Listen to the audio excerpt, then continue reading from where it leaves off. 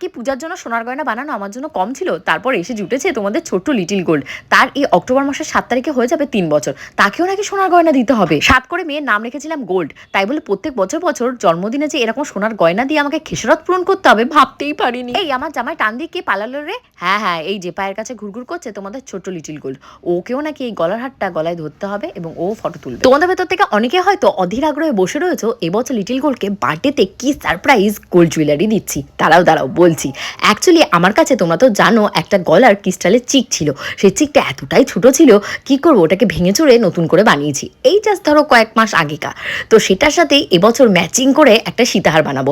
Obviously আমার জন্য নয়, তোমাদের লিটিল গোল্ডের জন্য। তার মানে এই ভেবো না লিটিল গোল্ডের নাম করে বানাচ্ছি বলে আমি পড়তেই পারবো না। আমিও পড়বো, লিটিল গোল্ডও পড়বে। আর তোমরা দেখে কমেন্ট করবে কেমন লাগে। এখানে আমি একটু দেখছিলাম পার্লে যে সীতাহারগুলো, সেগুলো এবছর কিন্তু প্রচন্ড ট্রেন্ডিংয়ে রয়েছে এরকম পার্লের সীতাহার, নেকলেস, চিকগুলো।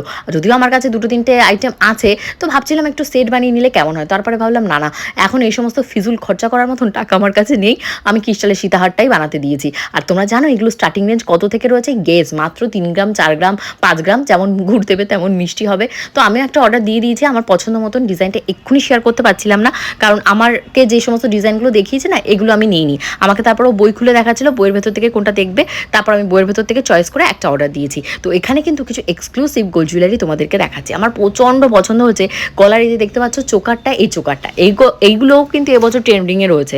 মানে নর্মাল চোকার কিন্তু আমরা সবাই পরে থাকি, বাট এগুলো একটু এক্সক্লুসিভ। শুধু আমি আমার মেয়ের জন্য সোনার গয়না বানাতে দিতে আসিনি, আমার মাও এসছে পূজার জন্য সোনার গয়না বানাতে দিতে। অ্যাকচুয়ালি মা বানিয়ে দেবে পূজাকে শাখা। 2-3 দিন ধরে 2-3টে দোকান খোলা হয়ে গেছে, বাট ফাইনালি এখান থেকেই বানানো হচ্ছে।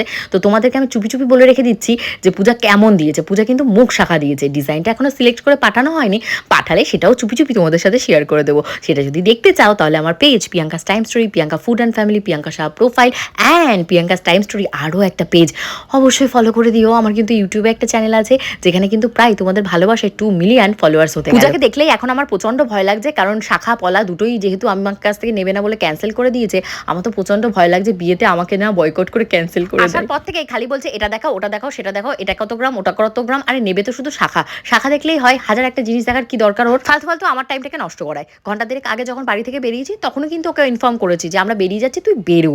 তো তখনও রেডি হয়ে ওর ফ্ল্যাট থেকে হেঁটে দোকান পর্যন্ত পৌঁছতে পারি। শাখার ভেতরে আমার কিন্তু সব থেকে পছন্দ হচ্ছে হালকা ওজনের ভেতর এই শাখাটা। আর প্রত্যেকটা শাখায় কিন্তু যথেষ্ট মোটা এবং কোয়ালিটিফুল। আমার সব কটা শাখায় পছন্দ হয়েছে। তোমাদের কার কোন ডিজাইনটা পছন্দ হয়েছে অবশ্যই কিন্তু কমেন্ট সেকশনে কমেন্ট করো।